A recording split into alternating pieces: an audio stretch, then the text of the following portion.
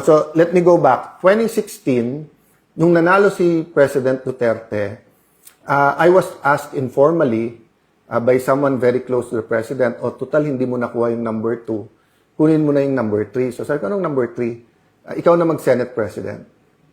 So nung binubuo ko to, again, I believe in principles. I don't wanna live my life very arbitrarily, no? So, kung this is what President Duterte stood for, then dapat sundin ko yon. So, Senator Lacson and Senator Tito Soto came to me.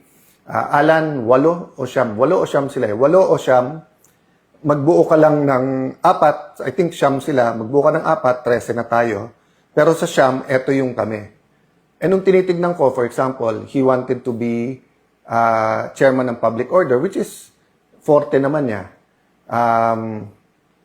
Basta isa-isa tinitignan ko at sabi ko, mukhang pag tinanggap ko to, mabuti for me.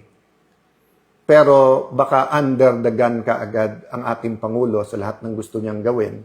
And I'm not talking about Senator Lacson lang, but many. Kasi nga, ang dami ng, for example, nasabi ni Pangulong Duterte, unahin ang sweldo ng pulis at military doblehin. But there are many senators, including Senator Lacson, who said na kailangan lahat, hindi pwedeng sila lang. So there are things like that, no?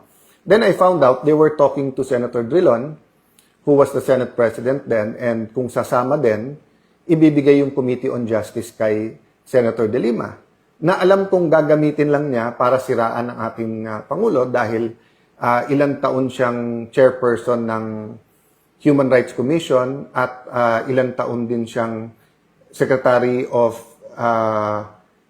Justice, pero hindi naman niya kinasuhan ang dating Pangulo. So sabi ko, i-offer nyo sa akin yan, pero isusubo nyo ito. Hindi ko po tinanggap. It was painful po because nga ako po ang kasama ng Pangulo, pinaglalaban ko at pinorma ko yung Senate majority ko to be supportive.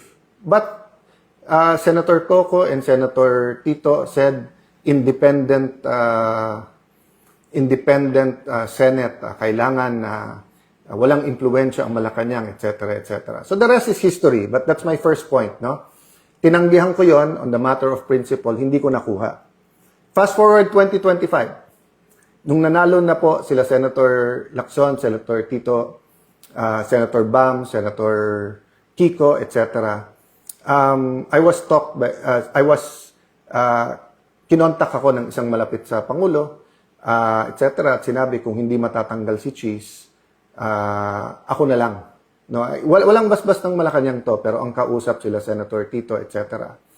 And it happened a second time nung pinag-uusapan namin yung tungkol sa Commission on Appointments. Sinabi sa akin ni Senator Loren yun, alam mo naman kung anong offer. Sabi ko, guys, para kung kapatid na si Cheese, marami na rin kaming beses na magkalaban, but we promise each other to pray together, consult each other, move forward each other. So, naintindihan ko karamdaman nyo, pero hindi ko pwedeng kunin sa kanya.